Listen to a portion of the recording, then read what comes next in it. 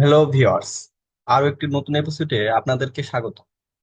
আজকের ভিডিওর বিষয় বর্তমান নিউজ পেপারে বহুল প্রচলিত মিয়া সেম ধর্ষিত মেয়েটিকে নিয়ে। তো মিয়া সেম একজন ফরাসি ইসরায়েলি নারী, যিনি 2023 সালের 7 অক্টোবর গাজার কাছে আহ, বন্দী হন এবং তিনি গাজায় বন্দী জীবনযাপন করেন। তারপর 54 দিন বন্দী থাকার পর সে মুক্ত হয়। এরপর সে যখন চলে আসে ইসরায়েলে, তখন তার একজন হচ্ছে ফিটনেস প্রশিক্ষণের কাছে মাদক দিয়ে অচেতন অচেতন অবস্থায় তাকে ধর্ষণ করা হয়। তো চলুন আজকের ভিডিওতে আমরা দেখব কে এই মিয়া স্যাম এবং কেন তাকে ধর্ষণ করা হয়েছে, কেন গাজায় তিনি বন্দী ছিলেন, কেন, কে বা কখন তাকে ধর্ষণ করেছে এবং এমন এখন তার পরিস্থিতি কেমন। তো চলুন প্রথমে জেনে নিই কে এই মিয়া সেন। মিয়া সেন একজন 23 বছর বয়সী ফরাসি ইসরায়েলি নারী। তিনি একজন ট্যুর শিল্পী হিসেবে কাজ করতেন। এরপর কেন গাজায় বন্দী হলেন?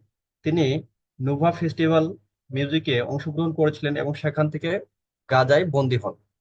তো ভিউয়ার্স, এখন আমরা জানবো কে বা কারা তাকে ধর্ষণ করেছে। মুক্তির পর মিয়া সেমকে তেল আবিবের একজন ফিটনেস প্রশিক্ষকের সঙ্গে যোগাযোগ করেন এই মিয়া সেন।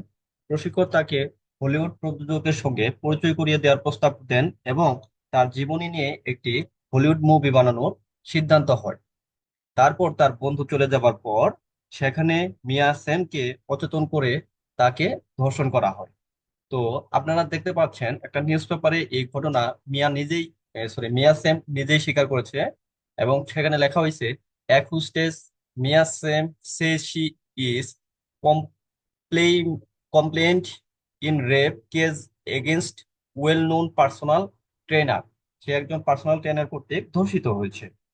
তো এই ঘটনাটা 2025 সালের ঘটনা, অর্থাৎ রিসেন্ট ঘটনা, এবং পুলিশে তিনি অভিযোগ করেন। কিন্তু পুলিশের আইনি লড়াইয়ে সেই আহ, ধর্ষণকারী পরিস্থিতি তাকে উল্টা দিকে নিয়ে যায় এবং ধর্ষণকারী মুক্ত হয়ে যায়। এ নিয়ে মিয়া সেম নিজে খুব ভেঙে পড়েন এবং পরবর্তীতে তিনি দুঃখ প্রকাশ করেন নিজের দেশে, যেখানে তিনি সেফ থাকার কথা, সেখানে তিনি ধর্ষিত হয়েছেন। তো চলুন দেখে নেই আর কোন কোন পত্রিকাতে এই ঘটনাটা আহ, উঠে এসেছে। দেখুন এখানেও কিন্তু ইসরায়েলি হোস্টেস সেই she was sexually assaulted and tortured in Gaza. তো এই বিষয়টা ছিল পুরোপুরি ভুয়া, সে গাজায় কখনোই এরকম হয়নি। দেন হচ্ছে সে কিন্তু তার নিজ মাতৃভূমিতেই এই ঘটনাটা ঘটছে, তাকে কিন্তু রেপ করা হয়েছে। সো ভিউয়ার্স, আজকের ভিডিওটি কেমন লাগলো এবং পরবর্তীতে কোন সম্পর্কে ভিডিও পেতে চান সেটা কমেন্ট বক্সে জানিয়ে দিবেন। সবাই